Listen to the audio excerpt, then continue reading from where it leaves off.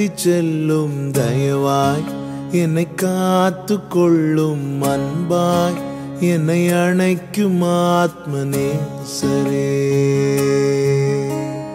கிருபையாய் என்னை நடத்தி செல்லும் தயவாய், என்னை காத்து கொள்ளும் அன்பாய், என்னை அணைக்கும் ஆத்மநேசரே.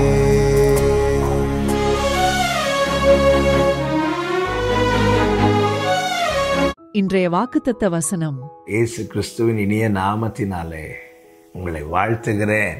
கர்த்தர் உங்களை ஆசீர்வதிப்பாராக. தேவன் நல்லவர். இம்மட்டும் நடத்தின எபனேசர் இனிமேலும் நடத்துவாராக.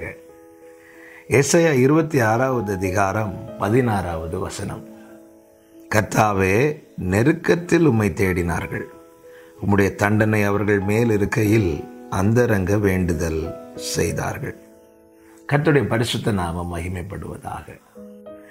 பல நேரங்களில் நமக்கு தோன்றும், ஏன் ஆண்டவர் என்னை தண்டிக்கிறார் என. இங்கே இந்த வார்த்தை எவ்வளவு அருமையான காரியத்தை காண்பிக்கிறது பாருங்கள்.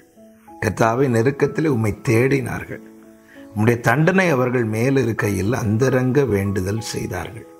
அப்படி என்றால் இந்த வசனத்திலிருந்து ஒரு காரியத்தை நம்மால் கண்டுகொள்ள முடியும். ஏன் தேவன் தண்டிக்கிறார்? 2 காரியத்துக்காக. ஒன்று, அவரை தேட, இன்னொன்று அவரை நோக்கி கூப்பிட. பல நேரங்களில் நான் பயன்படுத்துகிற ஒரு வார்த்தை உண்டு. தேவன் அவருடையவர்கள் வாழ்க்கையிலே அனுமதிக்கிற நெருக்கம் அவரோடு நெருங்குவதற்காக தான். தேவன் சில நேரத்தில் நெருக்கத்தை அனுமதிக்கிறார்னா புரிஞ்சுக்கோங்க, அவரோடு நெருங்க தான் இந்த நெருக்கத்தை அனுமதிக்கிறார். முற்புறத்திலும் பிற்புறத்திலும் நீர் என்னை நெருக்கி உம்முடைய கரத்தை என் மேல் வைக்கிறேன். 139 தாவீது சொல்லுகிறார், என்னை தேவன் நெருக்கி என் மேல அவருடைய தயவுள்ள கரத்தை தான் வைக்கிறார். நெருக்கத்தை தேவன் தருவதே அவரோடு நெருங்குவதற்காக, அவரை நோக்கி பார்க்க, அவரை நோக்கி கூப்பிட. எனவேதான் எபிரேயர் 12:10 சொல்லப்பட்டிருக்கிறது, அவர் நம்முடைய பிரயோஜனத்துக்காகவே நம்மை சிட்சிக்கிறார். தகப்பன் சிட்சியாத புத்திரன் உண்டோ? கடந்து வந்த பாதையை திரும்பி பார்த்தாலே தெரியும். சில நெருக்கமான சூழ்நிலை வந்ததினால் அல்லவா நாம் அவரோடு நெருங்க ஆரம்பித்தோம். நாம் அவரிடத்தில் நெருங்கி பழகுவதற்கான காரணங்கள் என்னவென்று திரும்பி பார்த்தா அநேகருக்கு சொல்ல முடியும். என் வாழ்க்கையில் வந்த சில நெருக்கமான சூழ்நிலை. நாங்கள் அடிக்கடி விரும்பி பாடுகிற ஒரு பாடல் உண்டு. என்னை நித்தியதையோடு அடுப்பிക്കുന്ന எல்லா அனுபவங்களுக்கும் நாதா நன்றி, எல்லா தோல்விகளுக்கும் நன்றி, நின்ற முகம் காணுவான் அது இடையாய். என் வாழ்க்கையில் வந்த எல்லா தோல்விகளுக்கும் உமக்கு ஸ்தோத்திர ஆண்டவரே. அதனால நான் உங்கள் முகத்தை பார்த்தேன்.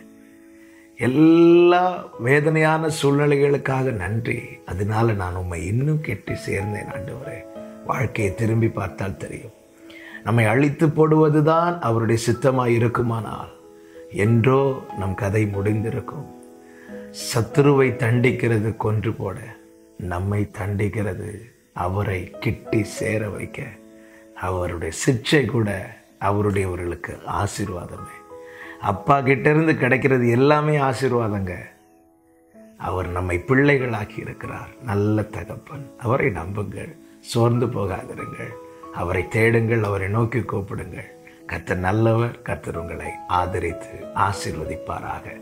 ஜெபிக்கலாமா? எங்கள் நல்ல தகப்பனே, நீர் எங்கள் வாழ்க்கையில் அனுமதிக்கிற எல்லா சூழ்நிலைகளுக்காக ஸ்தோத்திரம். உம்மை நெருங்கவும், உம்மை தேடவும், உம்மை நோக்கி கூப்பிடவுமே எங்கள் வாழ்க்கையில் நீர் சில தண்டனைகளை தருகிறீர், சிக்ஷையை தருகிறீர். நீர் நல்லவர். நீர் எங்களை கைவிடாத கண்மலை. வல்ல கரங்களில் தாழ்த்துகிறோம். இயேசுவின் நாமத்தில் பிதாவே, ஆமென்.